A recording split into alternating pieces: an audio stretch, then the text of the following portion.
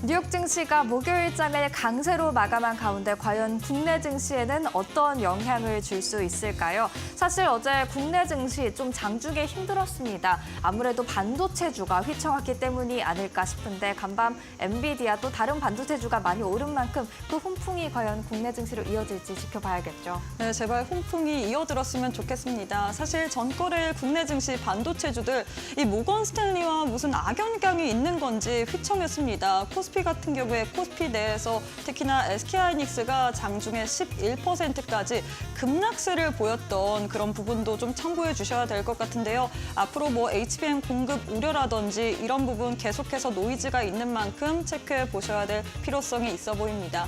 과연 간밤 뉴욕 증시에서는 어떤 부분을 체크해 봐야 될지 바로 한번 마감부터 살펴보시면 좋을 것 같습니다. 네, 한국 증시엔 또 어떤 영향을 줄 수 있을지 뉴욕 증시에서 그 시그널을 잡아보도록 하겠습니다.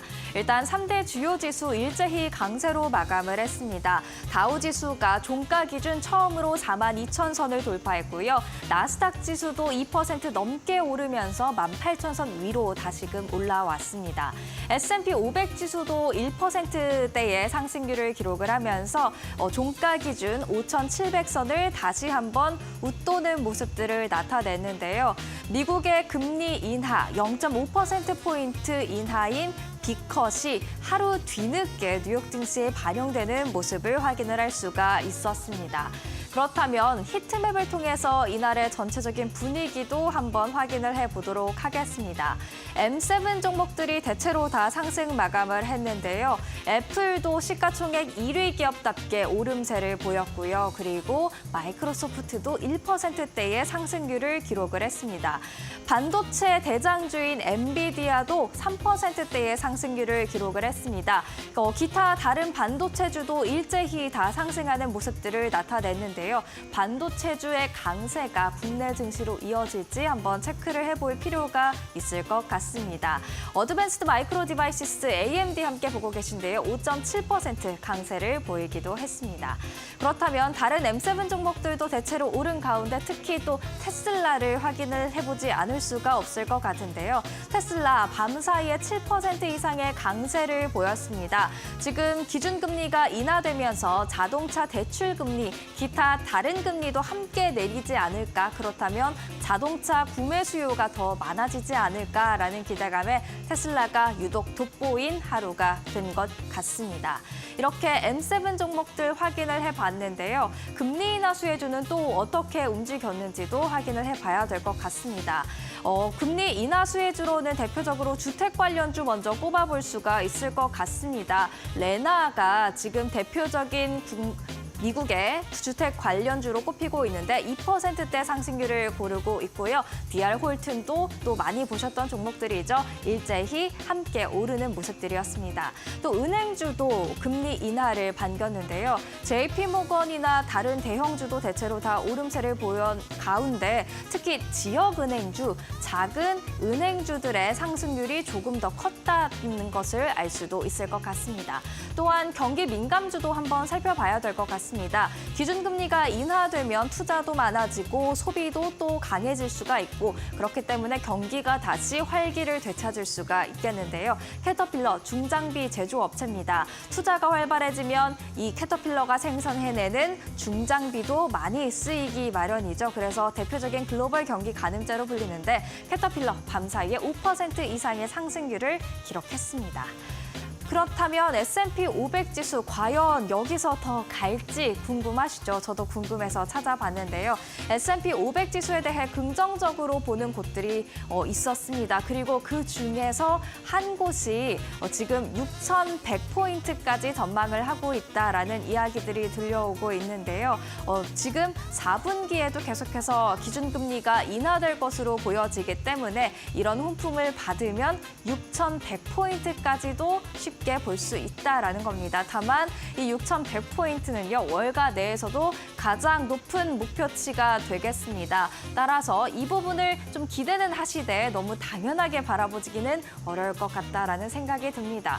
또한 지금 연준의 B컷 이후 증시가 랠리를 보이고 있는 가운데 이 랠리에 쉽게 동참해서는 안 된다라는 이야기도 들려오고 있는데요. 5,200포인트를 제시하고 있는 지금 S&P 500 지수가 연말 기준 더 떨어질 것이라는 그런 우려도 있고요. 그리고 톰리 대표적인 월가의 강세론자인데요. 장기적으로는 시장이 긍정적으로 오를 것으로 바라보고 있지만 일단 11월 대선이라는 불확실성이 크게 자리하고 있기 때문에 단기적으로 시장이 흔들릴 수 있다. 그렇기 때문에 빅컷에 쉽게 올라타는 것은 좀 무리가 있지 않나라는 그런 이야기도 있습니다. 그렇다면 우리는 빅컷 이후 시장이 오를지 내릴지 불확실한 가운데서도 일단 단기적으로 현지 시간 20일을 주목을 해봐야 될 것 같습니다. 왜냐? 두 가지의 이유가 있는데요. 먼저는 새 마녀의 날이 바로 현지 시간 20일에 찾아옵니다. 5조 1천억 달러가량의 지금 옵션이 만기를 맞이하게 되는데요. 이런 만기가 한꺼번에 도래하다 보니까 변동성이 굉장히 커질 수밖에 없습니다. 새 마녀의 날로 변동성이 커질 텐데 이게 위로 갈지 아래로 갈지 방향성은 알 수 없다는 이야기도 있고요. 또한 새 마녀의 날로 안 그래도 변동성이 클 텐데 S&P 500 지수가 리밸런싱 데이를 맞이하게 되면서 또한 변동성이 커질 수가 있겠습니다. 20일을 기준으로 새롭게 편입되는 그리고 퇴출되는 종목들이 있어서 월요일장에서 또 변동성이 한 차례 나올 수가 있을 것 같은데요. 새롭게 편입되는 종목들로는 반도체주 델테크놀로지스가 있고요. 그리고 보험 관련주 1위 인뎀니티, 또 팔란티어, AI 관련주로 꼽히고 있죠. 이런 종목들이 있습니다. 그렇다면 금요일장 어떻게 저희는 대비를 해봐야 될까요? 뉴욕 증시와 한국 증시로 구분을 해봤습니다. 일단 뉴욕 증시 말씀드렸던 대로 새 마녀의 날 또 S&P 500 리밸런싱이 예정이 돼 있기 때문에 큰 변동성 나타날 수가 있겠고요. 또 다우 지수가 이날 42,000선, S&P 500 지수가 5,700선 새롭게 종가 기준으로 달성을 했는데 이 선이 지지선으로 작용할지 아니면 한 차례의 그냥 역사적 고점으로 남게 될지 과연 지켜봐야 될 것 같습니다. 또한 한국 증시도 함께 살펴봐야 될 것 같은데요. 미국의 빅컷에 뉴욕 증시 한 차례 뒤늦게 반응을 했죠. 과연 이 훈풍이 한국 증시로도 이어질지 보셔야 될 것 같고요. 그리고 반도체주 과연 훈풍을 이어받을 수 있을지 보셔야 될 것 같습니다. 어제 국내에서는 2차 전지주가 엇갈리는 흐름을 보였었는데 테슬라가 밤사이에 또 7%대의 급등세를 보인 만큼 2차 전지주도 강한 상승세 이어받을 수 있을지 체크해 보셔야 될 것 같고요. 미국과 한국 양쪽에서는 또 일본은행의 기준금리 결정에도 촉각을 곤두세우고 있습니다. 이 부분이 만약에 엔화 강세로 이어지게 된다면 엔캐리 트레이드 청산 우려가 다시금 불거질 수 있기 때문에 주목을 해보셔야 될 것 같습니다. 이렇게 금요일장 대비하는 시간까지 가졌습니다. 이어서 국내 증시로 더 깊게 들어가 보시죠.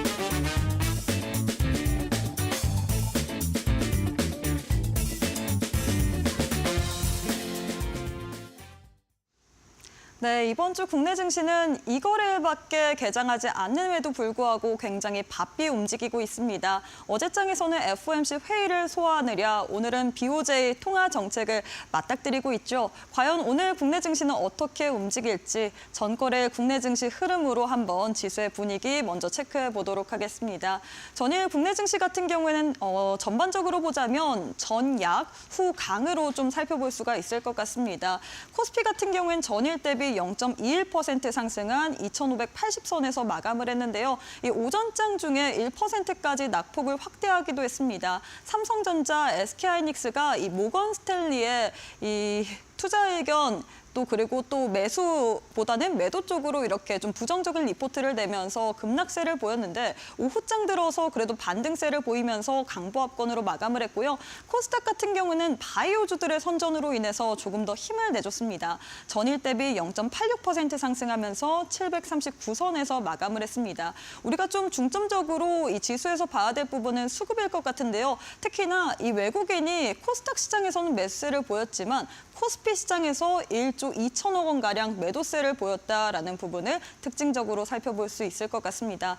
그럼 과연 외국인은 어떤 종목을 양시장에서 매수했는지 바로 한번 외국인 순매수 상위 탑5 한번 살펴보도록 할 텐데요. 먼저 코스피 시장에서는 1등 삼성 바이오로직스, 2등 HD 현대일렉트릭, 3등 LG전자, 그리고 4등은 현대차, 5등은 셀트리온이 차지했습니다.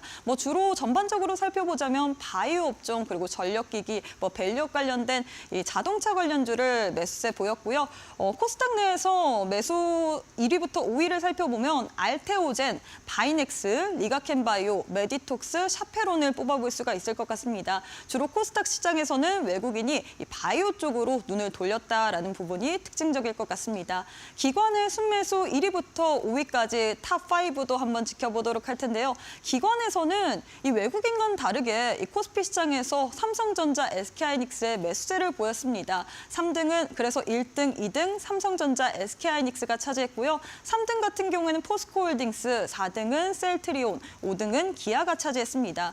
코스닥 역시도 이 수급상 매수 상위 탑5 살펴보면 코스피 외국인과 좀 비슷한 흐름을 가져가고 있죠. 바이넥스 1등, 2등은 리가켄바이오, FST, 그리고 실리콘2, 에코프로 차지하고 있는데 이 1, 2위 같은 경우에는 바이오주들입니다. 지금 외국인과 기관이 바이오 쪽으로 계속해서 집중하고 있다라는 좀 포인트를 짚어드릴 수가 있을 것 같습니다. 과연 어제장에서 우리가 좀 주요하게 오늘까지 봐야 될 만한 이슈에는 뭐가 있었는지 바로 한번 테마의 흐름 살펴보도록 할 텐데 어제는 단연 제약바이오 섹터를 상승의 섹터라고 좀 표현을 하고 싶습니다. 이 금리 인하에 대한 기대감 이퀄 제약바이오라는 그런 공식이 있을 만큼 최대 수혜주라고 불릴 수 있을 것 같은데요. B컷을 단행했다라는 소식, 여기다가 지금 미국의 생물보안법 관련된 이슈도 계속해서 지속되는 만큼 제약바이오 내에서도 CDMO 관련주들이 강세를 보였습니다. 이 샤페론 그리고 바이넥스 같은 경우에는 두 자릿수 이상 급등세를 보였고 삼성 바이오로직스 같은 경우에도 100만 원 시원하게 돌파해주면서 52주 신고가 경신하면서 마감을 했습니다. 자동차 섹터도 좀 살펴봐야 될 것 같은데요. 이 추석 연휴 이후 다음 주 정도의 밸류업 지수 발표에 대한 기대감과 더불어서 현대차 관련된 이슈가 나왔습니다. 현대차가 구글의 웨이모와 협력을 한다, 손을 맞잡는다라는 이슈인데 지금 로보택시 관련해서 이 위탁 생산 논의 중이다라는 소식이었거든요. 이 같은 소식으로 인해서 자동차 관련주뿐만 아니라 자율주행 테마 내에서도 들썩이는 모습 보여졌습니다. 스마트레이더 시스템 그리고 모트렉스 상승세를 보였고 현대차 역시도 이 상승세를 보였는데 현대차 같은 경우에는 어제장에서 KT의 최대 주주가 된다라는 이슈도 있는 만큼 계속해서 지켜볼 만한 필요성이 있어 보입니다. 다음은 전력 섹터를 들고 왔는데요. 전력기기 관련주 블랙록과 MS 40조 원 가까운 AI 펀드 조성이라는 이슈로 인해서 오랜만에 전력기기 섹터가 상승세를 보였습니다. 사실 그동안 이 AI 반도체와 같이 엮이면서 시장에서 데이터 센터 향으로 전력기기주들이 최근에 상승세를 보였기 때문에 같이 동반해서 하락세를 보였는데요. 오늘 장에서 전거래일 같은 경우에는 전력기기 섹터들 이 이슈로 인해서 상승 모멘텀으로 부각이 됐습니다. 특히나 모건 스탠리에서 HD 현대일렉트릭 관련해서 긍정적인 리포트를 보여주면서 이 종목 상승세 보였다는 부분 특징적으로 살펴보겠습니다. 살펴볼 수 있을 것 같습니다. 자, 그러면 개장 전에 과연 우리는 어떤 이슈를 챙겨봐야 될지 바로 한번 살펴보도록 할 텐데요. 윤석열 대통령이 19일부터 22일 체코 순방에 나선다, 원전 세일즈, 이런 제목이 달린 기사 내용 살펴보도록 하겠습니다. 지난주부터 원전 관련주들이 들썩임을 보였습니다. 목요일 날 이 신한울 3, 4호기 8년 만에 건설 허가를 받았다라는 소식으로 인해서 보성파워텍이 상한가 기록을 했는데요. 또 장중에 목요일 날 이 체코 관련돼서 윤석열 대통령의 이 순방 관련된 이슈가 나왔습니다. 이 같은 소식으로 인해서 전거래일까지 시장에서 부각을 받았는데 지금 뭐 계속해서 순방길 지금 외교 세일즈에 나서고 있습니다. 특히나 지난 7월에 이 체코의 두코바니 관련해서 우선 협상 대상자로 선정이 된 만큼 최종 계약서를 찍느냐 마느냐에 대해서 여러 가지 관측이 나오고 있는데 지금 몇 시간 전에 속보가 나왔습니다. 뭐 뉴스 기사가 나왔는데 체코 대통령 또한 이 두코바니 관련해서는 낙관적인 태도를 취하지만 지금 추가적인 수주, 테물린 지역 같은 경우에는 아직까지는 신중함을 기해야 된다라는 평가가 나왔는데요. 과연 K원전, 이 같은 소식으로 인해서 이 체코를 포함해서 유럽 전역으로 좀 우리의 입지를 넓힐 수 있을지도 관전 포인트로 체크해 보시면 좋을 것 같습니다. 다음 이슈도 한번 살펴보도록 할 텐데 다음 이슈는 참 어제장에서 안타까운 소식 중에 하나였던 것 같습니다. 이 글로벌 증시가 다 상승세를 보였음에도 불구하고 우리 국내 증시가 유독 상승이 약했던 이유는 바로 반도체를 좀 이야기를 할 수 있을 것 같은데요. 이 추석 사이에 이 15일 날 모건 스탠리에서 보고서를 발표했습니다. FOMC보다 무서운 모건 스탠리라는 제목을 지어봤는데요. 모건 스탠리에서 이 삼성전자와 SK하이닉스 관련해서 이 목표 주가와 투자 의견을 하향 조정했습니다. 특히나 SK하이닉스에 대해서 26만 원이었던 기존 목표 주가를 12만 원까지 54%나 이렇게 대폭 하향을 보였는데요. 지금 뭐 K 반도체와 관련해서 모건 스탠리 악연이 있나 싶을 정도로 계속해서 좀 안 좋은 리포트를 발간하고 있습니다. 2017년을 시작해서 2021년 그리고 이번 주 15일까지 계속해서 세 차례 이렇게 좀 부정적인 리포트를 발간하면서 주가를 하락으로 견인시켰는데 지금 여기에 대해서는 이 하락 배경으로는 HBM 관련된 공급 우려 그리고 공급 과잉 우려뿐만 아니라 지금 PC, 스마트폰 수요 부진으로 인해서 우리가 HBM 그리고 이쪽으로 잘 D램 수요가 되지 않을 것이다라는 입장이 있는데 과연 이 부분에 대해서 우리가 앞으로 어떻게 풀어봐야 될지 반도체주들 이런 추이를 견딜 수 있을지도 관전 포인트로 체크해 보시면 좋을 것 같습니다. 이번 주 오늘 또 간밤에 엔비디아가 급등세를 보였는데 이와 맞춰서 국내 증시도 상승세를 보일 수 있을지 특히나 반도체주들 좀 주목해 보시면 좋을 것 같습니다. 지금까지 개장 전에 알아봐야 될 만한 이슈에 대해서 설명드렸습니다.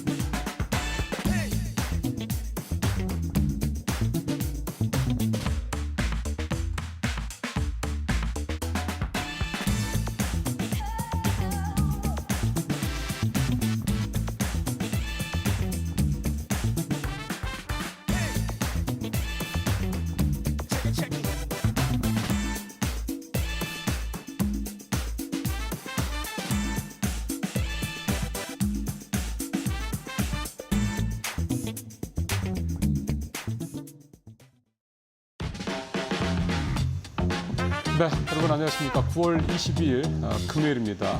이데일리 TV 뉴스 브리핑 시작하겠습니다. 미 연준의 금리 인하가 결정이 됐습니다. 시장에서 뭐 25p냐 50bp냐 여러 가지 설왕설래가 있었습니다만 연준은 50bp를 선택을 했고요. 어제 좀 모호했던 시장의 해석이 오늘은 명확하게 상승 쪽으로 결론을 내는 것으로 보면 결국 연준의 얘기했던, 즉 파월 의장이 얘기했던 50bp의 이유가 이를테면 보험적 성격이다라는 쪽으로 이제 포커스를 좀 두고 있는 것 같습니다. 그러니까 경기가 침체됐기 때문에 50bp를 내리는 게 아니라 경기가 침체될 것을 대비해서 50bp를 선제적으로 내린다. 이 부분에 대한 연준이라든가 파월 의장의 해석을 시장에서 이제 받아들였다 이렇게 볼 수가 있겠고요. 오늘 뉴욕 시장 앞서 잘 설명드린 것처럼 모두 동반 급등하는 그런 모습을 보였습니다. 어제 우리 시장도 장 초중반까지만 해도 부진했다가 장 후반 들어서 반등을 하면서 코스피, 코스닥 모두 일단 플러스권으로 마감되는 모습을 보였습니다. 표를 한번 보시면 그럼에도 불구하고 코스피 지수 여전히 좀 많이 떨어져 있는 상태고요. 특히 외국인 수급은 여전히 좋지 않습니다. 오른쪽 막대 그래프 보시는 것처럼 어제도 외국인이 1조 원이 넘는 1조 2천억에 가까운 코스피 시장의 순매도를 기록을 해서 여전히 수급 상황은 좋지 않습니다. 또 특히 어제 SK 하이닉스라든가 삼성전자 같은 반도체주들 여전히 좋지 않았는데 이런 부분들로 외국인들의 좀 매도세가 이제 이어지고 있는 상황인데 오늘 뉴욕 시장에서 보신 것처럼 외국인들 반도체주들 엔비디아를 중심으로 해서 대거 크게 좀 오르는 모습을 보였기 때문에 이게 오늘 우리 시장에서 뭔가 반도체주들의 반등에 좀 계기가 되어줄지는 일단 좀 살펴봐야 될 것 같습니다. 반면에 어제 아시아 시장은 모두 다 상승을 했습니다. 마치 오늘 뉴욕 시장의 예고편 같은 모습을 보여줬는데 표에서 보시는 것처럼 니케이가 2% 넘게 올랐고 상해도 7% 가까이 올랐고 항생지수도 많이 올랐습니다. 2% 가까이 좀 오르는 그런 모습을 보였고 전체적으로 아시아 시장은 어제 이미 다 반등을 하는 그런 모습을 보였습니다. 우리 시장이 이제 오늘 하루 뒤늦게라도 어제 아시아 시장의 모습을 좀 따라가 줬으면 하는 바람을 좀 가져봅니다. 증권가에서는 일단 금리 인하에 대한 수혜주 중심으로 투자 심리가 회복될 것이라는 그런 기대감들이 나오고 있는데요. 자동차, 인터넷, 2차 전지, 제약 바이오 쪽 뭐 새삼스러운 건 아닙니다만 그동안에도 언급이 됐었던 이런 업종 중심으로 반등이 기대된다는 얘기를 하고 있는데 특히 최근에 우리 쪽 같은 경우는 외국인들 수급이 좀 좋지 않았기 때문에 외국인들의 수급이 뒷받침돼주는 종목들 위주로 살펴볼 필요가 있겠다. 좀 얘기가 좀 됩니다. 그래서 어제 거래액 기준으로 외국인 순매수했던 업종이나 종목들을 살펴보니까 조선이나 금융, 자동차 쪽이 이제 외국인들의 순매수가 들어오는 모습들이 보였기 때문에요. 이런 종목들, 이런 업종들 중심으로 좀 더 이제 교차해서 이제 크로스 체크하시면 살펴보시면 좋을 것 같습니다. 오늘 이데일리 3면에 이제 금리 인하에 따른 이제 향후에 좀 주셔야 될 그런 투자 상품들에 대한 어떤 분석 기사가 자세하게 좀 나와 있는데요. 주식보다는 채권, 달러보다는 코인과 금 이쪽 방면으로 이제 글로벌 머니 무브가 나타날 것이다. 어쨌든 금리 인하가 4년 반만 이루어졌기 때문에 시장에서는 머니 무브 즉 대규모 자산 이동, 자금 이동이 불가피합니다. 그 돈들이 과연 이제 어디로 갈 것이냐에 대한 부분을 좀 전망하고 분석한 기사인데요. 일단 뭐 기본적으로 당연히 금리가 떨어지니까 채권 가격이 오르기 때문에 채권에 대한 수요 늘어날 것이다. 채권도 이제 장기채, 단기채 이렇게 좀 나눠서 볼 수가 있겠고, 그다음에 이제 그림에서 보시는 것처럼 비트코인 가격도 좀 지금 최근에 좀 횡보세를 보이고 있었는데 상향 쪽으로 일단 방향성을 틀 가능성이 있다. 이제 이렇게 얘기를 좀 해볼 수가 있겠습니다. 왼쪽에 이제 국고채 3년 물금리 좀 2.8%까지 좀 떨어지는 모습을 나타났습니다. 일단은 장기채보다는 단기채 쪽에 일단 당장은 조금 더 무게를 두시는 게 좀 좋겠다는 생각이 좀 듭니다. 장기채는 아무래도 좀 만기가 길다 보니까 그 사이에 여러 가지 상황들 변화에 대한 리스크를 당연히 안고 가야 되죠. 물론 그래서 금리가 높기는 합니다만은 이제 금리 인하가 그러니까 좀 정책 방향이 좀 바뀐, 이를테면 피벗이 일어난 직후기 때문에 약간 좀 변동성이 있을 수가 있거든요. 과거에도 그런 사례들이 좀 있어. 그래서 지금은 만기가 짧은 채권 중심으로 투자를 하시는 게 조금 리스크를 줄일 수 있는 방법이 되지 않겠냐 생각이 좀 듭니다. 그다음에 뭐 금이야 그동안에도 얘기해서 계속 나왔습니다만 계속해서 좀 상향 곡선을 좀 가고 있죠. 기본적으로 금리, 또 미 국채 금리, 그다음에 달러와 가치와의 역의 상관성을 갖고 있다는 점을 봤을 때 역시 금에 대한 수요는 계속해서 될 수 있지 않겠느냐. 특히 경기 침체에 대한 우려가 커지면 커질수록 금에 대한 수요는 늘어날 수밖에 없다. 이런 부분들도 좀 살펴보실 필요가 있겠고요. 그다음에 비트코인 같은 경우 좀 추가적으로 말씀을 드리면 최근에 이제 미국에서 나온 조사 결과를 보면 트럼프가 되든 해리스가 되든 비트코인 가격은 오를 것이다라는 전망이 좀 나오고 있습니다.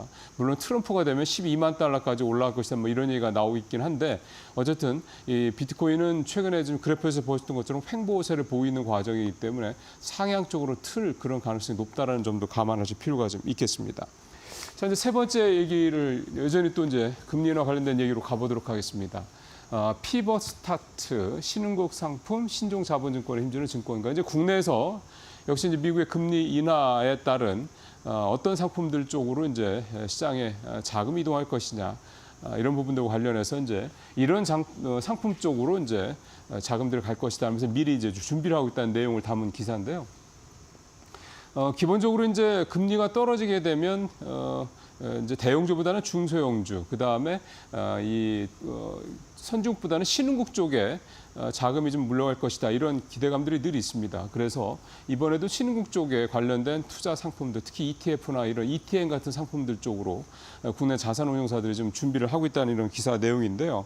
한투운용 같은 경우는 이제 인도에 투자하는 ETF 상품인데.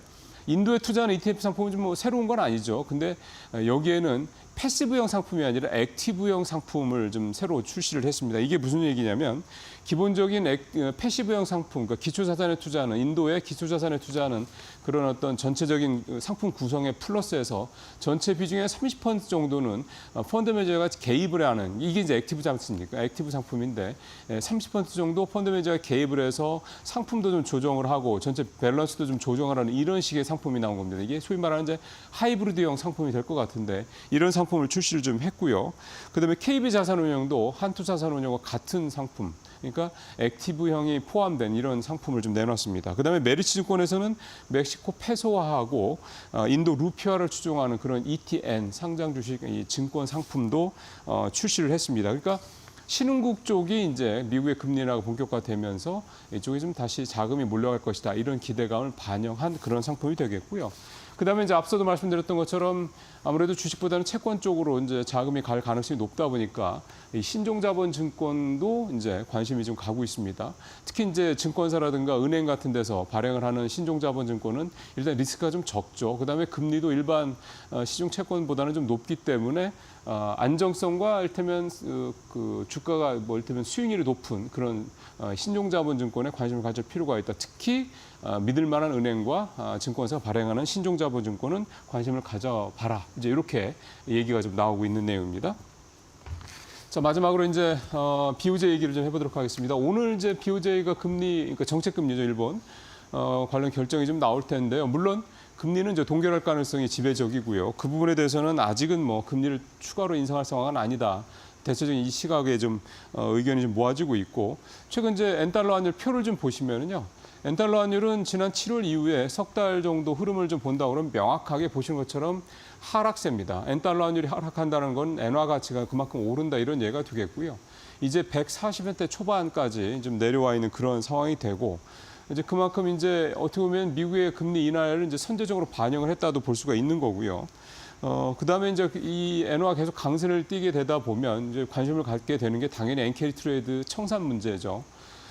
지난 8월 초반 때 그때 엔캐리드 청산은 되게 시장의 가장 큰 화두 중에 하나였습니다. 워낙에 갑자기 엔화가 강세로 전격적으로 좀 돌아서면서 이 엔캐리드 트레이드 그 자금의 좀 청산이 좀 급격하게 이루어졌던 측면이 시장에 충격을 줬었고 그때 니케이 지수 뭐 잘 아시는 것처럼 10% 넘게 하루 만에 급락을 하고 그러기도 했었죠.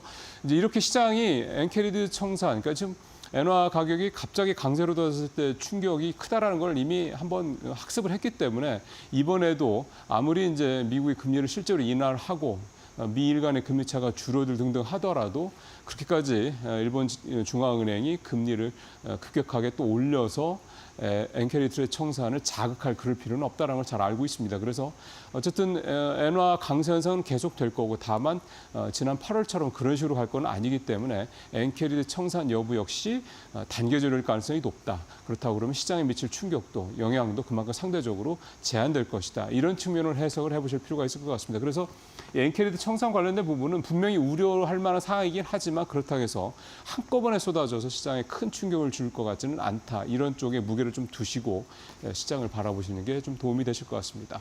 네, 뉴스 프리밍 마치겠습니다.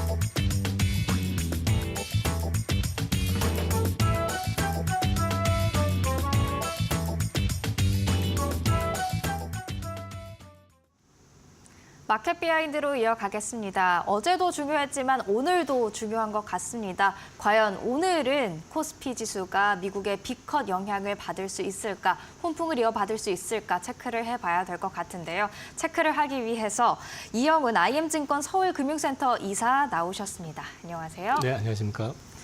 네, 정말 저희가 제목에서도 봤듯이 힘을 못 받은 코스피 지수였습니다. 과연 이게 저희가 미국과 디커플링이 심화돼서라고 이해를 해야 될까요? 아니면 단순히 반도체주가 조금 힘을 못 내서라고 저희가 이해를 하면 될까요? 일단 한국 증시가 직격탄을 맞은 거는 직격탄이라기보다는 이제 전혀 따라가지 못하는 상황이 된 거는 모건 스탠리 쪽에서 나온 이제 반도체 관련해 가지고 셀리포트가 가장 큰 영향을 줬다고 봐야죠. 네. 일단 한국 증시에서 그 삼성전자하고 하이닉스가 차지하는 비중 자체가 워낙에 큰데다가 그쪽 관련해 가지고 좀 쇼킹한 리포트가 나왔잖아요. 사실상 그 하이닉스 같은 경우는 목표 주가를 반토막을 내버리고 지금 현재 주가보다도 더 낮은 주가를 이제 만들어놨기 때문에 뭐 그거는 사실상 매도하라는 시그널이잖아요. 그래서 이제 그게 또 문제는 거기에 더해가지고 국내 증시 자체가 수급적으로 지금 외국인에 전적으로 의존할 수밖에 없는 상황이다 보니까 말을 뒤집어서 말하면은 외국인이 가지고 얼마든지 농락을 할 수 있는 그런 시장의 어떤 여건이라는 거죠. 증시 내부적인 체력이 없다 보니까 외국인들의 어떤 의도에 의해서 또는 움직임에 의해 가지고 영향을 크게 받는 상황이니까 어제 같은 경우는 삼성전자, 하이닉스 두 종목만 해서 매도 나온 게 8천억 이상이 나온 거잖아요. 네. 그러니까 이런 게 결국에는 우리 증시에 좀 짓눌렀었던 측면이 분명히 있는데 반면에 이제 어제 증시를 가만히 보시면 반도체를 제외하고 보시면은 이제 바이오라든지 자동차라든지 전력기기 뭐 이제 좀 그 외 섹터들 같은 경우는 또 상대적으로 괜찮은 그림이 나왔었거든요. 네. 그 얘기는 사실 우리가 이제 반도체 포지션이 워낙에 컸기 때문에 그 영향이 시장에 고스란히 반영이 된 측면이 있긴 하지만 나머지를 놓고 봤을 때는 우리도 50pp 이하에 대해서 뭐 어느 정도 반응은 했었다라고 볼 수도 있는 거죠. 네. 그렇다면 빅컷에 일단 뉴욕 증시 밤 사이에 굉장히 큰 상승률을 기록을 했는데 이 훈풍을 오늘 국내 증시는 이어갈 수 있을까요? 그게 좀 딜레마인데 이제 사실은 그 반도체 리포트, 셀 리포트가 나온 거를 보시면 타깃이 사실 국장으로 얘기하면 삼성전자 하이닉스고 네. 그다음에 미장으로 얘기하면 마이크론 근데 테크놀로지잖아요. 마이크론에 대해서는 목표 주가를 내리기는 했습니다만 그래도 현재 주가보다 높던데요. 이게 좀 웃기는 게 제가 이제 어제도 어딘선가 그런 말을 했는데 이것도 K 증시 디스카운트 아. 요인이냐라는 생각이 든다는 말씀을 드렸었는데 네. 그 논리대로라고 그러면 마이크론 테크놀로지를 더 내려야지 그러니까요. 정상이거든요. 근데 사실 하이닉스하고 마이크론 테크놀로지를 글로벌 반도체 레거시 쪽에 2등, 3등, 뭐 또 HBM에서 뭐 이렇게 비교할 대상 자체가 안 돼요. 근데 지금 그 리포트 자체만 놓고 봤을 때는 좀 과도할 정도로 하이닉스는 셀을 내버리고 마이크론에 대해서는 비교적 또 관대한 어떤 모습을 보여줬다는 측면에서 봤을 때는 그런 게 좀 아쉬운 측면은 분명히 있는 것 같아요. 그래서 저는 사실 보면서 우리가 증시 체력이 너무 약하다 보니까 외국인들에 의해서 이렇게 휘둘릴 수 있겠구나. 그리고 또 한 가지는 이런 상황이 지속되면 될수록 결국에는 국부 유출이라는 게 다른 게 아니거든요. 네. 우리 증시에 상장되어 있는 대표적인 기업들이 글로벌 그 대표 기업들하고 비교해 봤을 때 상대적으로 결코 밸류가 낮아서는 안 되는 회사들인데도 불구하고 저평가 현상이 심화가 되면은 어느 순간에 이게 밸류를 갖다가 되돌릴 때는 우리는 갖고 있었던 거 포기하고 팔아대니까 외국인들은 싸게 사가지고 나중에 크게 수익을 챙겨가는 그런 또 부정적인 어떤 인식, 그 흐름이 전망이 될 수도 있기 때문에 이런 부분에 대해서는 사실은 금융시장 활성화라든지 아니면 우리나라의 어떤 국부를 갖다 지킨다는 측면에서 봤을 때도 좀 정치권 차원에서 어떤 대책이라고 해야 될까요? 아니면 이런 부양과 관련돼 가지고 방안에 대해서 좀 모색이 좀 필요한 시점이 아닌가 싶은 생각을 하고 있습니다. 사실 근데 그 부분은 이제 개인 투자자들 입장에서는 어떻게 할 수 없는 맞습니다. 부분이니까요. 그렇다면 그거는 일단 제쳐두고 당장 삼성전자와 SK하이닉스를 가지고 계신 분들이라면 어떻게 대응을 하는 게 좋을까요? 가지고 계신 분들 기준으로 말씀을 좀 드리면은 지금 밸류에이션 상으로는 삼성전자 같은 경우는 그 리포트에도 언급이 됐지만 사실 추가 하방 리스크는 크지는 않아요.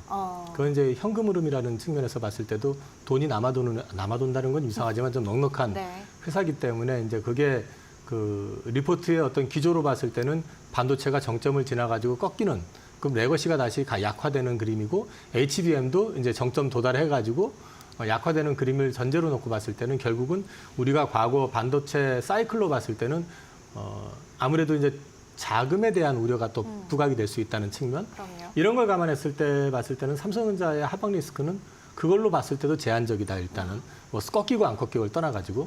근데 이제 하이닉스 같은 경우는 HBM에서는 분명히 시장에서 1위고 그다음에 레거시 쪽에서도 2위고 이익이 올라올 때는 굉장히 좋은데 문제는 하이닉스 자체가 현금이 지금 쌓여 있는 상황은 아니거든요.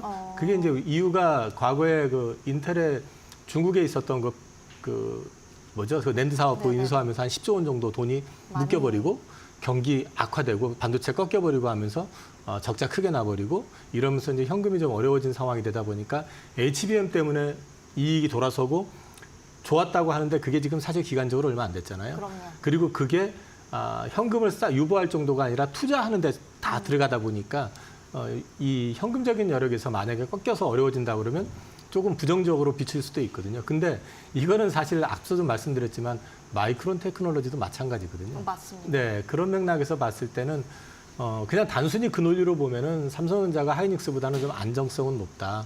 근데 저는 사실 이제 그 하이닉스 자체만 놓고 봤을 때는 그것만 놓고 봤을 때도 지금 가격선에서 만약에 진짜 그 모건 스탠리 논리처럼 급격하게 사이클이 꺾여버리고 어려워진다면 모르겠지만 그게 아니라 그러면 추가 하방 리스크는 역시 여기도 상대적으로는 좀 삼성전자보다는 덜 안정적이지만 그래도 제한적이지 않을까?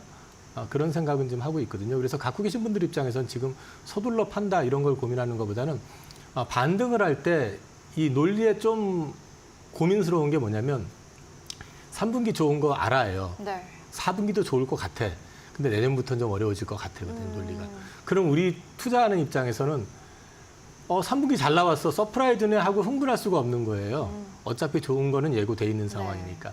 그렇게 본다 그러면은 이제 아주 장기 투자하시는 분들한테는 드릴 말씀은 아니지만은 이 비중이 좀 많으신 분들 같은 경우는 어느 시점에서 뭐 반등이 좀 세게 좀 올라와 준다든지 그럴 경우에는 비중을 조금 조절해 보시는 것도 방법일 것 같고요. 국내 대표주라고 해서 삼성전자라고 그래가지고 마냥 좋은 건 아니다라는 건 최근 흐름을 봐서도 알고 있잖아요. 많은 분들이 여전히 그렇죠? 가격이 변하지 않았다 이런 이야기도 하더라고요. 그리고 사실 요번에 반등할 때 제일 답답하게 반등했던 주식이기도 하고 그렇기 때문에 포트를 삼성전자 하나만 가져가시는 것보다는 비중이 크시다 그러면은 반등이 좀 세게 나온다든지 하면은 물량을 조금 조절을 하셔가지고 다른 섹터를 보시든 아니면은 시장을 조금 더 판단해 보시는 것도 나쁘진 않을 것 같습니다. 저희가 반도체주에 대해서 체크를 해봤는데요. 사실 어제 삼성전자, SK하이닉스가 밀릴 때 그래도 지수가 방어가 될 수 있었던 거는 바이오주 또 기타 다른 섹터에서 힘을 내줬기 때문이 아닐까 생각이 드는데 그중 하나가 바로 삼성바이오로직스가 될 것 같습니다. 3년여 만에 다시금 황제주로 등극을 했는데 바이오주, 호재가 겹겹이 쌓여 있다고 봐야 될까요? 아니면 여기서는 조금 우리가 이제 경계를 할 필요가 있을까요? 바이오는 계속 말씀을 드렸는데 올 하반기 내년 가면서도 계속해서 보셔야 되고 앞으로 긍정적인 이슈들이 많이 나올 거다. 특히 올해가 글로벌 원년이 되는 해기 때문에 우리 네. 국내 바이오 섹터에서는 그것들이 이제 구체화되기 시작하면서 밸류업이 되고 그 밸류업이 되는 회사들을 통해 가지고 낙수 효과가 나오면서 그 주변의 바이오 텍트란테까지 이제 훈풍이 좀 불어주는 그런 역할을 보일 거라고 보고 있기 때문에 저는 바이오 섹터는 계속 보시는 게 맞다. 그리고 이제 제가 그 이데일리에서 계속 말씀을 드리는 거는 9월 중에 조금 조정을 받을 가능성이 있다라는 거를 8월 달 말 마지막 주였나 그때 말씀을 드리면서 계속 이제 좀 싸게 사야 된다. 그런 측면에서 말씀을 드리고 있고요. 어저께 삼성바이오로직스 급등해서 뭐 100만 원 넘어섰다 하는 거는 그 주식을 보유하신 분들 입장에서 봤을 때는 굉장히 좋은 얘기이긴 하지만 이 저 주식의 자체의 어떤 흐름을 놓고 보면은 굉장히 답답한 주식이거든요. 왜냐하면 이게 삼성바이오로직스 같은 경우가 CDMO 기업 중에서는 글로벌에서는 굉장히 탑티어급에 들어가는 회사긴 한데 밸류 자체가 그렇게 싸지는 않아요. 그러니까 어느 정도 고성장에 대한 프리미엄을 받고 있는 상황이었기 때문에 네. 그리고 지금 올라갔던 이슈가 생물보안법이잖아요. 그거 자체가 시행되는 시기가 또 따로 있잖아요. 지금하고 좀 시간이 많이 차이가 있고 그다음에 이 CDMO 시장에서 글로벌 마켓에서 우리가 모든 걸 장악하고 있는 게 아니고 중국이라는 나라가 지금 차지하고 있는 비중도 생각보다 크진 않아요. 그리고 이제 그 시장은 사실 어떻게 보면은 가격이나 수율 경쟁에서 봤을 때 인도가 더 앞서 있는 측면도 있거든요. 그렇기 때문에 그것만 가지고 삼성바이오로직스가 지금 105만 원 넘어갔대 왔으니까 여기서 주가가 앞으로 뭐 110만 원, 120만 원, 130만 원 계속 고공행진할 것이다라고 기대하기에는 조금 무리가 있어요. 그러니까 네. 오른다고 하는 기조는 있을 것 같은데 그 속도 자체가 좀 완만할 것 같고 시장이 진짜 바이오텍을 보실 것 같으면은 이 직전에 유한양행이 보여줬던 흐름처럼 뭔가 신약 개발과 관련되어 있는 회사들이 큰 그림을 좀 보여줄 수 있는, 구체화시킬 수 있는 그런 것들이 나타나줘야 된다라는 측면에서 봤을 때 어저께 주가 급등했었던 종목 중에서는 알테오젠이 눈에 띕니다. 네. 다음 주 화요일 날인가가 아마 그 키트루다 SC 그 3상 종료하면서 결과가 나올 걸로 알고 있거든요. 그 기대감 때문에 일단 급등한 걸로 보는데 그거 역시도 마찬가지. 근데 이제 저 주식도 지금 밸류가 옛날에 3만 원, 5만 원 요럴 때가 아니라 지금 35만 원 이렇게 돼 있는 상황이잖아요. 그럼 이 주식이 100% 올라가려고 그러면 시가총액의 볼륨이 엄청나게 커진다는 다 이제 또 딜레마가 있거든요.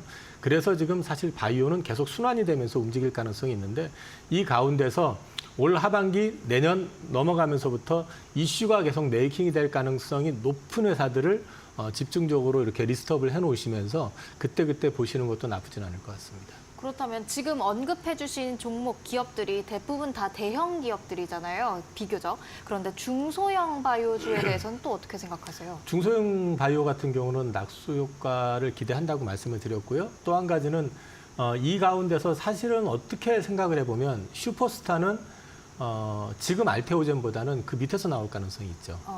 시가총액이 좀 작은 거. 제가 제일 처음 이제 지나간 얘기니까 말씀드리면 제일 처음 알테오젠을 투자했을 때 시가총액이 2천억짜리였거든요. 지금 하면 18조?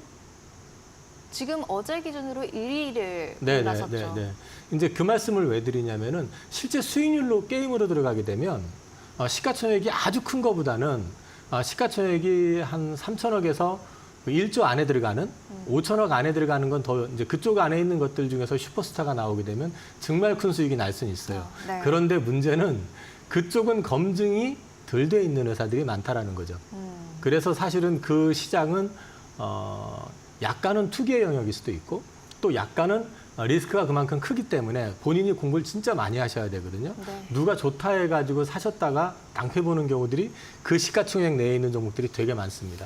그래서 조금 작은 주식을 통해 가지고 큰 수익을 보시고자 한다면은 거기에 따르는 본인 스스로의 그 공부, 그 연구 이게 되게 많이 필요할 거예요. 그래서 그거는 감안하셔서 판단을 하시는 게 좋을 것 같고 안정적으로 바이오텍의 어떤 수익을 누리실 거라고 한다 그러면은 많이 알려져 있으면서 시가총액도 어느 정도 규모가 되면서 또 심지어 뭐 이익도 좀 나는 회사들, 그 예를 들어서 제약바이오 쪽 이런 쪽에서도 제약주 쪽에서도 그런 것들이 있으니까 같이 관심을 갖고 보시는 것도 방법이 될 수도 있을 것 같습니다. 네, 이렇게 바이오주까지 저희가 함께 챙겨봤습니다. 그렇다면 이제 오늘이죠. 일본 중앙은행이 기준금리를 결정하게 되는데 사실 엔캐리 트레이드 우려 때문에 저희가 힘들었던 적들이 있었잖아요. 이번에는 또 어떤 시그널들이 나올 것으로 예상하십니까? 표현하기가 좀 그런데 바보가 아닌 이상에는 이번에 또 사고를 치지는 않을 거라고 생각하거든요. 네. 이게 좀 이렇게까지 말씀을 좀 드리는 거는 좀 이상한데 그동안에 이제 BOJ가 계속 금리를 내리기만 했지 올려본 적이 없어서 그런지 최근 한 10년 정도를 그동안에 이제 BOJ 인사들이 발언을 했던 내용들을 보면은 꼭 미묘한 타이밍에서 강성 발언을 해가지고 시장을 흔들어 놨었단 말이에요. 네. 근데 지금 일본 자체의 경제 체력을 놓고 봤을 때도 금리를 급격하게 올릴 수 있을 만큼의 여건은 되질 않아요. 근데 일본 국민 입장에서 봤을 때는 금리를 좀 올려야 될 필요가 지금 있는 상황이거든요. 왜냐하면 물가 문제도 있고 너무 힘들죠. 네, 힘들죠. 엔화가 너무 이제 네. 싸니까. 네, 그런 측면은 분명히 존재를 하는데 이번에 일단 연준에서 비컷을 했잖아요. 50bp 인하를 했기 때문에 일본은행 같은 경우도 지금 여기서 서둘러 가지고 그 엔화를 갖다 이제 금리를 인상을 시켜 가지고 엔화를 강세를 더 강하게 만들 유의는 별로 없을 것 같아요. 그래서 이번에는 동결적으로 좀 쉬어가지 않을까 싶은 생각을 하고 있고요. 또 시장에서도 그렇게 기대를 하고 있는데 만약에 여기서 또 진짜 한번 헛발질을 하게 될 경우에는 글쎄 욕 많이 먹을 것 같은데 일본은. 헛발질이라고 표현을 해주셨는데 과연 일본은행 어떤 결정을 내릴지 그리고 어떤 영향을 줄지 지켜보셔야 될 것 같습니다. 지금까지 이형은 IM증권 서울금융센터 이사와 함께 시장 정리해봤습니다. 말씀 감사합니다. 네, 감사합니다.